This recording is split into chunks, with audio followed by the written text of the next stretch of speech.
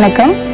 இனியதோர் காதணி விழா அன்புடையீர் காலந்தோறும் கடைபிடித்து வரும் சம்பிரதாய முறைப்படி எங்களின் அரும்பு மலர்களுக்கு காதணி விழா அரங்கேற்ற கனிவோடு அழைக்கின்றோம். மங்கள வாத்தியங்கள் முரசொலிக்க, மகிழ்வோடு மாமன்மார்கள் சீரெடுக்க, கொஞ்சம் கிளிகள் என குழந்தைகள் கூடி நிற்க, கோடான கோடி தெய்வங்களும் ஆசீர்வதிக்க, சொந்த பந்தங்கள் சூழ்ந்திருக்க, சொக்க தங்கங்கள் காத்திருக்க, அழகு மலலைகளுக்கு அணிகலன்கள் சூடும் அழகை காண அனைவரையும் அன்போடு அழைக்கின்றோம். என் பேர் மாங்கனி, ஹஸ்பண்ட் பேரு சந்தோஷ். எங்க பசங்களுக்கு தான் காது குத்துற ஃபங்க்ஷன் வச்சிருந்தோம். என் பொண்ணு பேரு சம்யுக்தா, என் பையன் பேரு சம்ருத். ஸோ காது குத்து சூப்பரா நல்லபடியா நடந்து முடிஞ்சது. காது குத்துறதுக்கான ஐடியா எங்களுக்கு கிடையாது. ஃபர்ஸ்ட் ஆஃப் ஆல் சொல்ல போனா எங்க அம்மா வீட்டு சைடு ஃபோர்ஸ் பண்ணாங்க காது குத்துறதுக்காக, காது குத்து வைங்க அப்படின்னு சொல்லிட்டு. ஸோ எங்களுக்கு ஐடியா கிடையாது. ஸோ அவங்களா சொன்னதுக்கு அப்புறமா தான் அன்பிளானாக தான் இந்த காது குத்துற ஃபங்க்ஷனை ஸ்டார்ட் பண்ணோம். சொல்ல போனால் சின்னதாக ஒரு சிம்பிளாக பண்ணுவோம் அப்படின்னு பிளான் பண்ணியிருந்தோம். பட் இவ்வளோ கிராண்டாக ஆகும் அப்படின்னு நாங்கள் நினைக்கவே இல்லை. ரொம்ப சிம்பிளாக, ரொம்ப நம்ம க்ளோஸ் ரிலேட்டிவ்ஸ் வச்சு சிம்பிளாகவே முடிச்சிடலான்னு தான் பிளான் பண்ணியிருந்தோம். அப்புறம் செய்ய அதுவும் எங்களுக்கு இது ஃபஸ்ட்டு ஃபங்க்ஷன். நாங்கள் கல்யாணம் ஆகிட்டு ஃபஸ்ட்டு நாங்கள் செய்கிற முதல் ஃபங்க்ஷன் எங்களுக்கு. ஸோ ரொம்ப ஒரு மாதிரி நர்வஸாகவும் இருந்துச்சு. எப்படி இந்த ஃபங்க்ஷனை நடத்தி முடிக்க போகிறோம் அப்படிங்கிற ஒரு பயமும் இருந்துச்சு. ஸோ ரிலேட்டிவ்ஸ் எங்களுக்கு ரொம்ப சப்போர்ட் பண்ணாங்க. எங்கள் சைடும் சரி, இவங்க சைடும் சரி, நாங்கள் இருக்கோம், நீங்கள் பண்ணுங்க அப்படின்னு அவங்க கொடுத்த அந்த ஒரு ஊக்கத்தில் தான் இந்த ஃபங்க்ஷனே நாங்கள் நல்லபடியாக நடத்த முடிஞ்சதுன்னு சொல்லலாம்.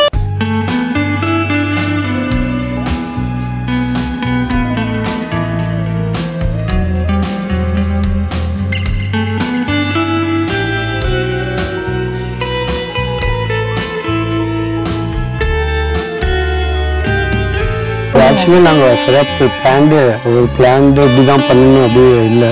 யதார்த்தமாக நாங்கள் நினச்சது சர்ப்ரைஸாக எங்களுக்கே இது ஒரு சர்ப்ரைஸ். இவ்வளோ பெரிய கிராண்ட் ஃபங்க்ஷன் ஆயிருக்கா அப்படின்னு. அதோட நாங்கள் பெங்களூர்ல இருந்து இங்கே வரும்போது செம்ம மழை. அந்த 1 வீக் 10 days செம்ம மழையா இருந்தது. ரொம்ப பயமா இருந்தது. ஏன்னா இவ்வளோ அரேஞ்ச் பண்ணிட்டோம். எல்லாமே நிறைய சர்ப்ரைஸ், சின்ன இதெல்லாம் சர்ப்ரைஸா பண்ணி வச்சிருந்தோம். சொல்லப்போனால் அந்த மேல கச்சேரி இதெல்லாம் எங்கள் வீட்டில் தெரியாது. ஸோ சர்ப்ரைஸாக தான் கொண்டு இறக்கணும்னு நானும் எங்கள் அண்ணனும் பிளான் பண்ணி வச்சிருந்தோம் அந்த மேல கச்சேரிக்கெல்லாம்.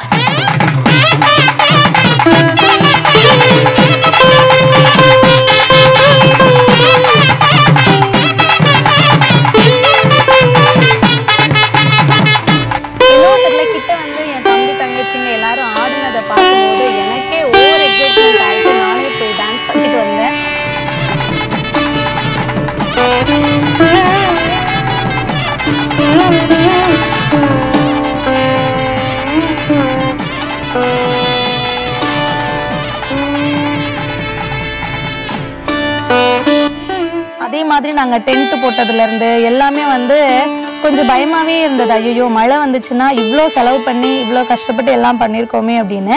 ஸோ அந்த டைமில் நாங்கள் ஒரே ஒரு தெய்வத்தை தான் நம்பியிருந்தோம். எங்களுக்கு பின்னாடி இருக்கிற அம்மனை தான் நாங்கள் ரொம்ப நம்பியிருந்தோம்.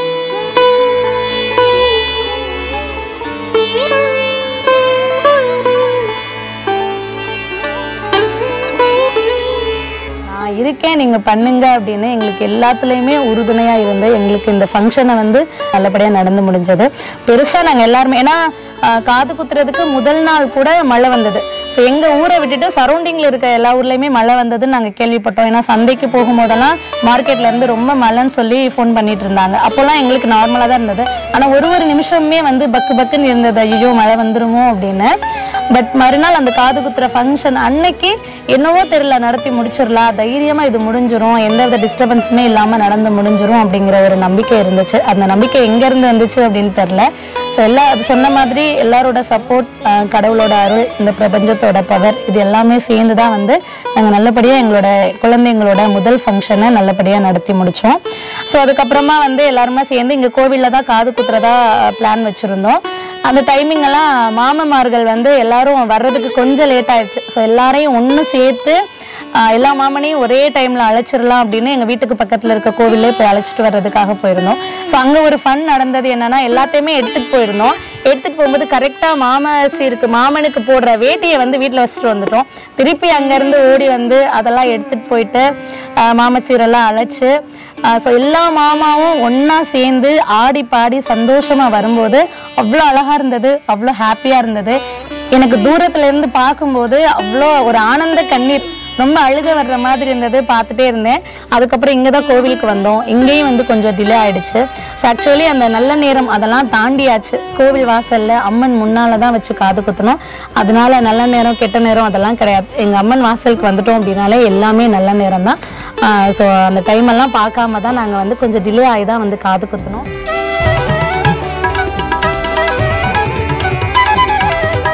அந்த டிலே ஆனதுனால ரிலேட்டிவ்ஸ் எல்லாருமே வந்து வந்துட்டாங்க. அந்த டைமுக்கு நம்ம காது குத்தி இருந்தோம்னா கூட கொஞ்சம் பேர் தான் இருந்திருப்பாங்க.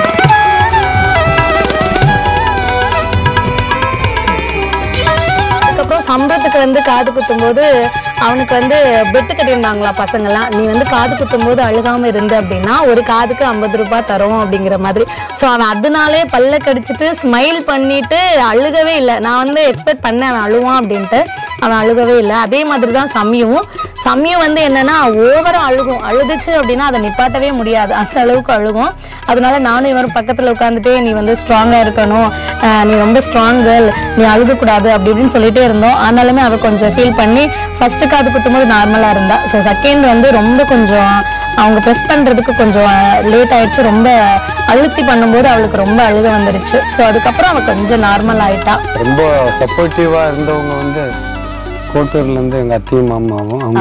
ஆமா, ஃபர்ஸ்ட் நாங்க வந்து பண்றதுல நாங்க ஒவ்வொரு டைமும் வந்து நாங்க டவுன் ஆகும்போது உண்மையாக சொல்லணும்னா இந்த பக்கம் எங்கள் அண்ணன் மெயினாக வந்து எங்கள் பெரியம்மா பெரியப்பா கோட்டூரில் இருக்கவங்க, எங்கள் பெரியம்மா அவங்க தான் நீ பண்ணு அப்படின்னு சொல்லிட்டே இருந்தாங்க. ஏன்னா அவங்க ஒரு சென்டிமெண்ட்டாக ஒரு வார்த்தை சொன்னாங்க, எனக்குலாம் உடம்பு சரியில்லை, எந்த டைமில் என்ன ஆகும்னு தெரியாது, எங்கள் கண்ணோட உங்கள் பசங்களுக்கு இதெல்லாம் பண்ணிடுங்க அப்படின்னாங்க.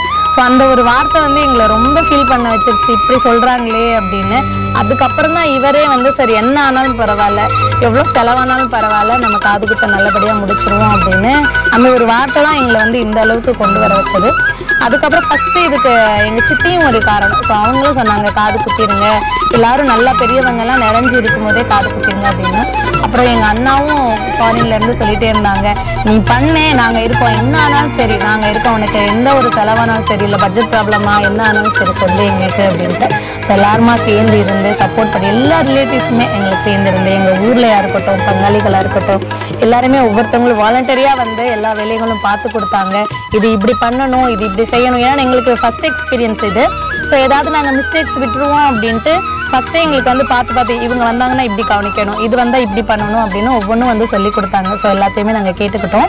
இது எங்களுக்கு வந்து அடுத்த ஒரு ஸ்டெப்புக்கு போகிறதுக்கு, அடுத்து ஏதாவது ஒரு ஃபங்க்ஷன் பண்ணணும் அப்படின்னா கண்டிப்பாக நம்ம தாராளமாக வந்து ஸ்ட்ராங்காக நம்ம வந்து அடுத்த ஸ்டெப்புக்கு மூவ் பண்ணலாம். அந்தளவுக்கு ஒரு தைரியம் இப்போ வந்துருச்சு.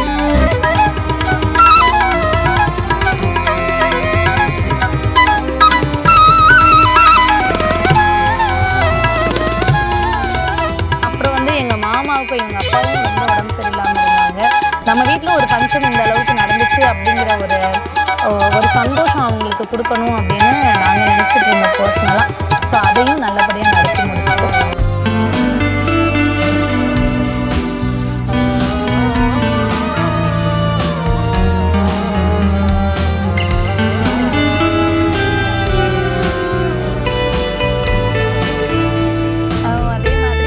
இவங்களோட தம்பி, இவங்களோட தங்கச்சி, என் நாத்தனார், எங்கள் குழந்தை, ஸோ எல்லாருமே சப்போர்ட் பண்ணாங்க. ஏன்னா அவங்க வந்து 2 நாள் முன்னாடி தான் வந்தாங்க. வந்ததுலேருந்து ரொம்ப அலைச்சல். ஸோ அதே மாதிரி தான் என் தம்பிங்களும் பெங்களூர்லேருந்துலாம் வந்து எங்கள் அண்ணா எங்கள் பெரியம்மா பசங்கள்லாம் சென்னையிலேருந்து வந்து முன்னாடியே லீவ் போட்டு, அவங்களுக்கு லீவு இல்லைன்னா கூட பார்த்து எல்லாம் அரேஞ்ச் பண்ணி அதுக்கேற்ற மாதிரி லீவ் போட்டு முதல் நாளே வந்ததுலேருந்து அலைச்சல்.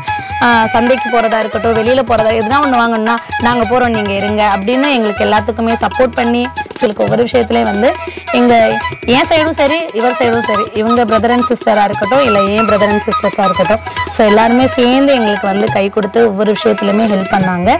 ஸோ இதில் நான் ஒரு ஆளை மெயினாக சொல்லியே ஆகணும், என் தங்கச்சி. அவளுக்கு வந்து நாங்கள் பத்திரிக்கையில் பேர் போடலைங்கிற ஒரு வருத்தம் வந்து ரொம்ப இருந்துச்சு அவளுக்கு. என் பேர் பத்திரிக்கையில் நீ எப்படி போடாமல் இருப்ப அப்படின்னு. ஏன்னா என் பசங்களுக்கு எல்லாரையும் விட எனக்கு அடுத்து வந்து என் பசங்களுக்கு ரொம்ப கேர் பண்ணி பார்க்குறது வந்து அவள் தான். அவளை நம்பி நான் எங்கே வேணாலும் விட்டுட்டு போவேன், நான் கூட அவளை கேர் பண்ணி பார்க்க மாட்டேன். என் தங்கச்சி வந்து ரொம்ப கேர் பண்ணி பார்த்துக்குவா. ஸோ சாரி அகிலா, அந்த டைமில் உனக்கு நான் சாரி சொல்லிக்கிறேன். ஆமாம், எஸ் அகிலா இருப்பு பெங்களூர், பத்திரிக்கையில் போடலை இங்கே சொல்லிட்டேன். வீடியோ பார்க்கும்போது உனக்கு தெரியும். ஆமாம், அது எங்களுக்குமே ரொம்ப கஷ்டமாச்சு. ஏன்னா நாங்கள் ரொம்ப பத்திரிக்கையில் வந்து யார் பேரையுமே போடல, வெறும் மாமன்களோட முடிச்சிட்டோம். அவள் வந்து ரொம்ப ஃபீல் பண்ணா, சித்தி என் பேர் நீ போடலை அப்படின்னு சொல்லிட்டு ஒரு பெரிய சண்டை வாக்குவாதமே நடந்துச்சு. அது வந்து ரொம்ப சீரியஸான சண்டையில் ஒரு செல்ல சண்டையாக நடந்துச்சு. ஸோ எனக்கு எல்லாத்துக்குமே சப்போர்ட், எல்லாத்துக்குமே உனக்கு என்ன வேணும், என்ன வாங்கணும், என்ன பண்ணணும், அதே மாதிரி ஃபங்க்ஷன்லையும் வீட்டில் என்ன ஹெல்ப் பண்ணணும், என்ன செய்யணும் அப்படின்னு எனக்கு பார்த்து எனக்கு ஒரு சப்போர்ட்டாக, எனக்கு ஒரு பில்லரை மெயினாக எனக்கு இருக்கிறது வந்து என்னோட தங்கச்சி. ஸோ என் தங்கச்சிக்கும் நான் தேங்க்யூ சொல்லிக்கிறேன். எங்கள் சித்தப்பா, சித்தி, அம்மா, பெரியம்மா, பெரியப்பா, அத்தை, மாமா, இருக்கிற சொந்த பந்தங்கள் எல்லாருக்குமே நாங்கள் தேங்க்யூ சொல்லிக்கிறோம். எங்களுடைய இந்த காதணி விழா ஃபங்க்ஷனை நீங்கள் எல்லாருமே சேர்ந்து இருந்து நல்லபடியாக நடத்தி கொடுத்ததுக்கு.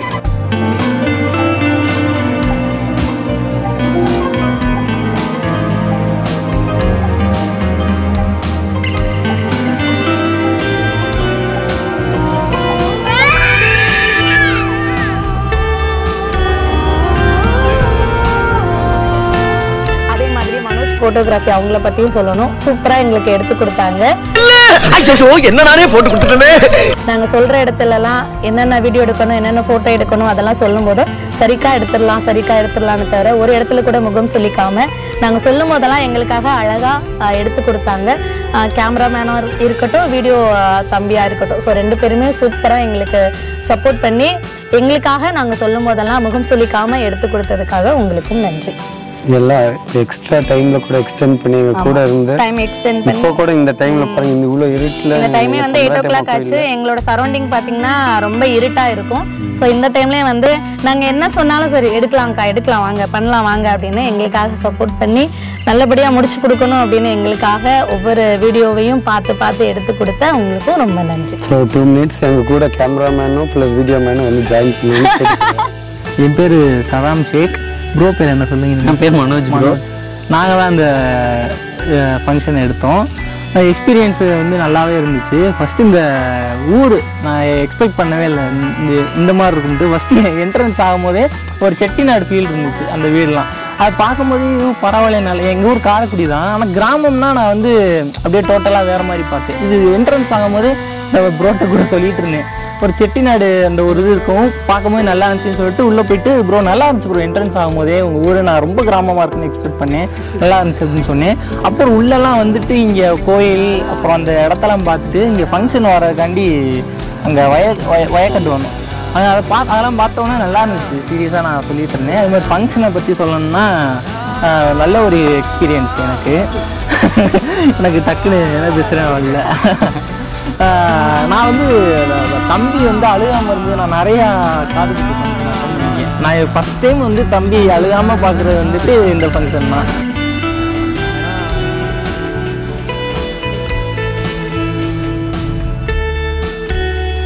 அதுக்கப்புறம் என்ன